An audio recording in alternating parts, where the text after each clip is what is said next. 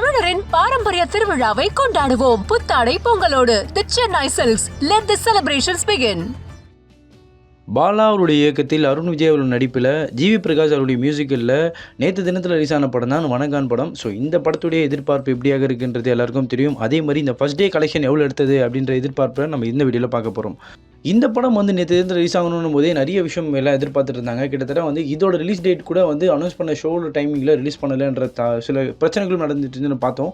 அதே மாதிரி முக்கியமாக என்ன சொல்லணும்னா அந்த கேடிஎம் அப்படின்ற ஒரு இஷ்யூ நடந்துருந்துச்சு. இதில் என்னன்னா கரெக்டான டைமிங் ரிலீஸ் பண்ண முடியாமல் வணங்கான் படம் கிட்டத்தட்ட 2 மணி நேரம் அப்புறம் ரிலீஸ் பண்ணியிருந்தாங்க.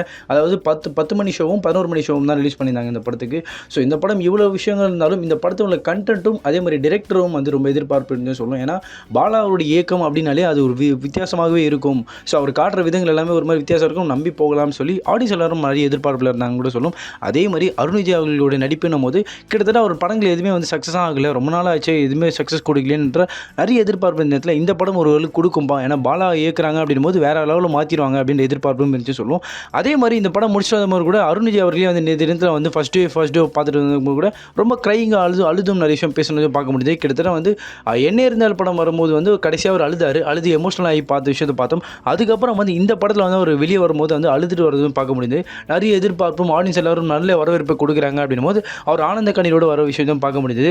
ஸோ இந்த படம் எவ்வளோ கலெக்ஷன் எடுத்திருக்கும் அப்படின்னு பார்க்கும்போது கிட்டத்தட்ட அரௌண்ட் என்ன சொல்கிறாங்க அப்படின்னா 85 lakhs to 2 கோடி கிட்ட இந்த கலெக்ஷன் எடுத்திருக்கும் அப்படின்னு தெரிஞ்சதில்லை அப்படின்னு சொல்கிறாங்க. கிட்டத்தட்ட ஃபர்ஸ்ட் டே கலெக்ஷன் மட்டுமே கிட்டத்தட்ட 2 கோடி கிட்ட வந்திருக்கும் இந்த படம் அப்படின்றதையும் தகவல் சொல்லப்பட்டு இருக்கு. ஸோ இப்படியாக பாலாவுடைய இயக்கம் இப்போ இந்த படம் ஒரு கம்பேக்காக இருக்கும் அப்படின்னு எதிர்பார்ப்போம். அதே மாதிரி அருண் விஜய் அவர்களுக்கும் சரி இந்த படம் ஒரு முக்கியமான புள்ளியாக மாறும் அப்படின்ற எதிர்பார்ப்பும் கூட்டிகிட்டே இருக்குன்னு கூட சொல்லணும். ஸோ ஃபர்ஸ்ட் டே கலெக்ஷன் கிட்டத்தட்ட அரௌண்ட் 2 கோடி கிட்டே எடுத்திருக்காங்கன்ற தகவல் இப்போ சோஷியல் மீடியாவில் அதிகம் பரவிட்டு இருக்கு அப்படின்னு கூட சொல்லி ஆகணும்.